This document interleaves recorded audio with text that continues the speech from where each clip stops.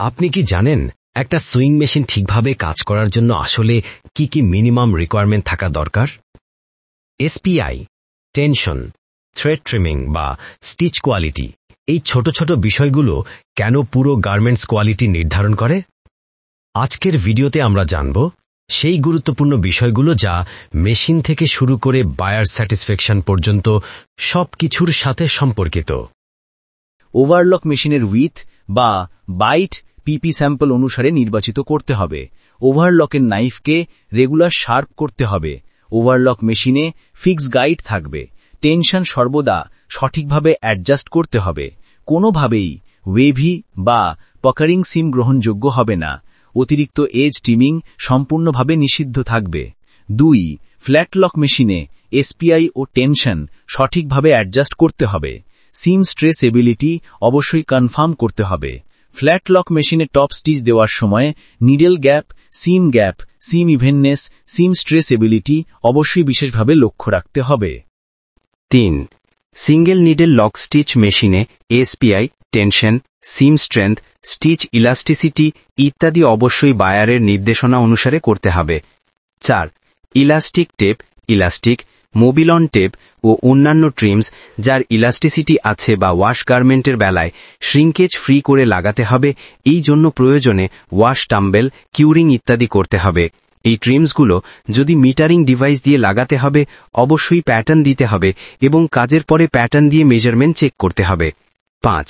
Thread breakage, skipped stitch, irregular or wavy stitch, uneven joint stitch, visible needle hole after repairing ইত্যাদি সম্পূর্ণভাবে major defect হিসেবে গণ্য হবে।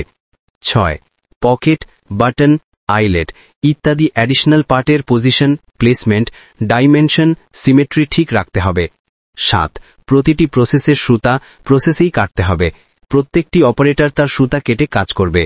8. Single needle lock stitch মেশিনে short thread trimming, flat lock মেশিনে wiper, overlock মেশিনে vacuum কাটার এবং অন্যান্য মেশিনে অটো থ্রেড ট্রিমিং অবশ্যই চালু রাখতে হবে। 9. সুতা কাটার সময় প্রসেস ওয়াইজ অ্যান্টি ক্লকিং সিস্টেমে সুতা কাটতে হবে। আউটপুটে সুতা ও লেবেল চেক দেওয়ার লেআউট থাকতে হবে। এছাড়াও 7 পিস রিপোর্ট, ইনলাইন রিপোর্ট ইত্যাদি ইন্সপেকশনে আনকাট সুতা ইন্সপেকশন করতে হবে। 10. ইনসাইডে জয়েন্ট দিলে ওই অপারেটরকে অবশ্যই তার সুতা কাটতে হবে। কোয়ালিটি চেকের শুরুতে গার্মেন্টস ছাড়া দিয়ে বা সাকিং করে চেক শুরু করতে হবে। চেক করার টেবিল সর্বদা পরিষ্কার রাখতে হবে। এক্সস্ট ফ্যানের দিকে বডি ঝাড়া দিতে হবে। প্রত্যেকটি গার্মেন্টসকে ম্যাক্সিমাম 0 থ্রেড এনশিওর করতে হবে। কোনো লুজ থ্রেড গার্মেন্টসে থাকতে পারবে না। থ্রেড এন্ড ফ্রন্ট জোন এবং ব্যাক জোনে 2 মিলিমিটারের বেশি হলে তা মেজর ডিফেক্ট হিসেবে বিবেচিত হবে। ফ্রন্ট পার্টে কোনো জয়েন্ট স্টিচ চলবে না। ফ্ল্যাট লক, ওভারলকের ইনসাইডে কোনো আল্টার রিপেয়ার করলে অবশ্যই তার সুতা কেটে দিতে হবে। 15. লেবেল অ্যাক্সেসরিজের জন্য লেবেল সুপি এবং লেফটওভার সুপি পরিপূর্ণভাবে অনুসরণ করতে হবে। 16. বাটন স্ন্যাপের কোয়ালিটি কন্ট্রোলের জন্য প্রপার সেফটি ইনস্ট্রাকশন পরিপূর্ণভাবে অনুসরণ করতে হবে। বার ট্যাগ স্টিচ পাতলা বা কতটুকু ঘন হবে তা নির্ধারণ করে স্যাম্পেলের ওপরে এবং বার ট্যাগ স্টিচ দিয়ে কোনোভাবে বডি ফেব্রিক রিজেক্ট করা যাবে না। এক্ষেত্রে সজাগ দৃষ্টি রাখতে হবে। 18. পজিশনিং মার্কের ক্ষেত্রে ম্যাজিক পেন ব্যবহার করা সম্পূর্ণভাবে নিষিদ্ধ। এর পরিবর্তে laser light, magic wax pen ইত্যাদি ব্যবহার করতে হবে। 19. কিডস আইটেমের ক্ষেত্রে মিনিমাম নেক স্ট্রেস অবশ্যই নিয়ন্ত্রণ করতে হবে। গার্মেন্টসে high GMS rib, binding, elastic tape অথবা ইলাস্টিক অ্যাক্সেসরিজ জয়েন করলে তা আয়রন করে রিল্যাক্সে রেখে আপিয়ারেন্স এবং মেজারমেন্ট চেক করতে হবে। ওয়াশ প্রোগ্রাম হলে ওয়াশের পরে আপিয়ারেন্স চেক করতে হবে। 20. 100% স্টিকার ম্যাচ করে cutting by cutting, lot by lot mention করে লাইনে ইনপুট দিতে হবে। 1. হেমের মেশিনে জয়েন অবশ্যই 2 সেন্টিমিটারের উপরে হতে হবে। কোনোভাবেই হেমের মধ্যে রোপিং, পাকারিং, ওয়েভি গ্রহণযোগ্য হবে না।